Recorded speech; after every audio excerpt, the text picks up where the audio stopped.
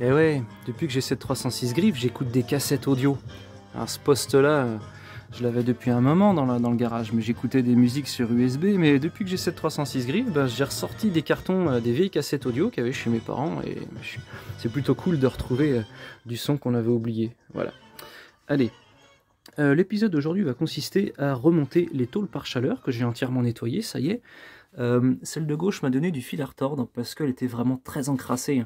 C'est un endroit où il y a le catalytique, le pot-cata, donc ça chauffe énormément et c'est vrai que la crasse s'incruste vraiment très fort dans le métal comme ça. Donc j'en suis venu à bout avec du diluant de nettoyage. Voilà. J'aurais pu obtenir aussi le même résultat avec de l'essence. Hein. Voilà. Donc je vais les remonter juste après. Ensuite, comme cette grande barre était accessible, je l'ai démontée. Cette barre, elle fait la liaison entre le levier de vitesse qui est dans l'habitacle et la boîte de vitesse via les petites biellettes qui sont ici. Donc pareil, celle-là, je l'ai nettoyée. Je vais remettre un petit coup d'anti-rouille ici, vite fait avant, de la remonter, et puis voilà. Et en l'observant un petit peu plus attentivement, je me suis rendu compte que voilà, il y avait une petite biellette qui était, bon, même si elle est un peu fatiguée, elle est encore à peu près en bon état. Par contre, sa petite sœur qui est juste ici, elle, elle est bien fatiguée quand même. Ouais, on voit le caoutchouc qui ressort complètement. Donc celle-ci, je pense que je vais devoir m'en occuper rapidement parce que c'est vrai qu'elle n'est pas très belle quand même. Ça me plaît pas trop. Voilà. La timonerie de boîte comme ça, c'est aussi un endroit où, comme je l'expliquais, un peu comme dans le train avant, c'est-à-dire que si vous avez du jeu, ou voilà, un petit peu ici, un petit peu là, un petit peu là, un petit peu là, encore un petit peu là, si c'est pas graissé à droite à gauche, et du coup vous avez une commande de vitesse qui est pas très précise, qui est floue, et ça, voilà, ça déprécie les sensations à la conduite, quoi. Voilà. Ensuite, j'ai nettoyé tous les petits écrous ici qui servent à maintenir les tôles par chaleur. Voilà, ils étaient tellement dégueulasses de crasse que ma douille de 10, elle n'arrivait même pas à rentrer dedans comme ça, jusqu'au bout comme ça. Donc là, ils sont entièrement propres. Je les ai nettoyés avec du diluant, une petite brosse à dents, et puis voilà. Donc maintenant, ils sont propres. Et puis, juste après, je vais remonter donc le pot catalytique qui est juste ici. Et je vais aussi profiter pour changer ce qu'on appelle les tresses de masse. En fait, ces tresses-là, elles relient la ligne d'échappement à la caisse. Alors, à quoi ça sert? Je ne sais pas. Pourquoi relier l'échappement au châssis? Est-ce que c'est vraiment pour une histoire de masse ou d'électricité statique? J'en sais rien. Voilà, donc j'ai retrouvé des tresses de masse. Sur toute la ligne, au total, je crois qu'il y en a 2, voire 3 des tresses comme ça. Donc voilà, je vais les remonter, elles sont toutes belles, je les ai pris chez Peugeot.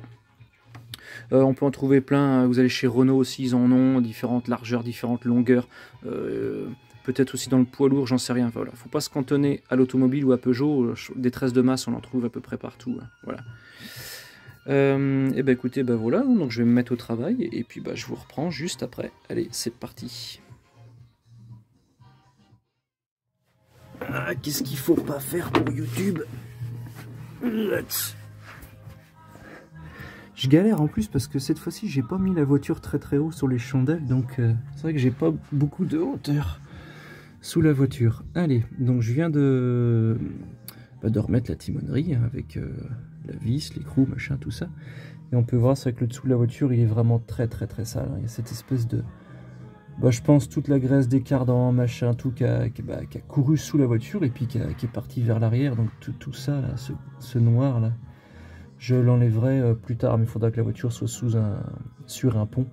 Voilà, mais ça je pourrais le faire plus tard. Allez, je vais remonter donc la première tôle, la grande, et je viendrai mettre après la petite en deuxième.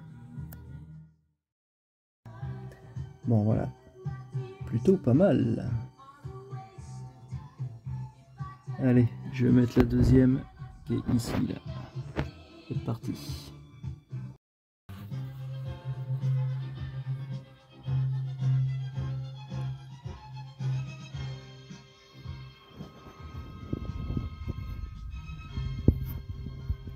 Hop, voilà, donc c'est tout monté, mais rien n'est serré. Vous voyez là-bas à droite, il n'y a pas de collier.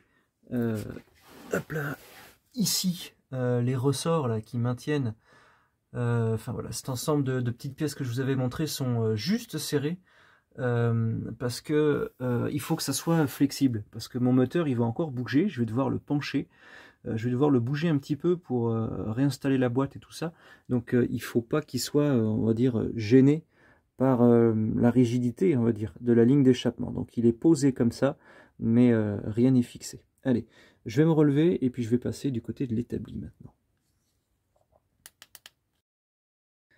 Hop là, me voilà debout. Donc le montage de l'échappement, bon, il est remonté, c'est en place. C'est pas fixé, mais c'est en place. Ça va me libérer de la place d'ailleurs, parce que ça commençait à s'entasser un petit peu. Et puis donc l'autre fois, je vous avais dit que la boîte n'était pas encore tout à fait propre. Donc je l'ai renvoyée au lavage. Voilà, le Karcher eau chaude, hein, tout simplement, des bons produits. Donc du coup, elle a meilleure mine que l'autre fois. Voilà. Et puis vous vous rappelez, la dernière fois, j'avais parlé du capteur de vitesse, le capteur tachymétrique, et je vous avais parlé de cette petite roue crantée. Ben, elle est là, vous voyez, elle tourne. Si on observe, hop, voilà, je ne sais pas si vous allez voir, mais quand la roue crantée tourne, voilà, ça fait tourner le câble. Voilà. Et cette petite couronne crantée, eh bien, elle est actionnée par cette autre pièce qu'on voit à l'intérieur. Regardez, quand notre boîte elle tourne, voilà, ben, ça tourne à l'intérieur. Voilà. Voilà. Donc je vais finir de nettoyer encore les petits recoins de cette boîte de vitesse. Et à mon avis, demain, elle retournera à sa place. Voilà. Allez, je vous dis à très bientôt.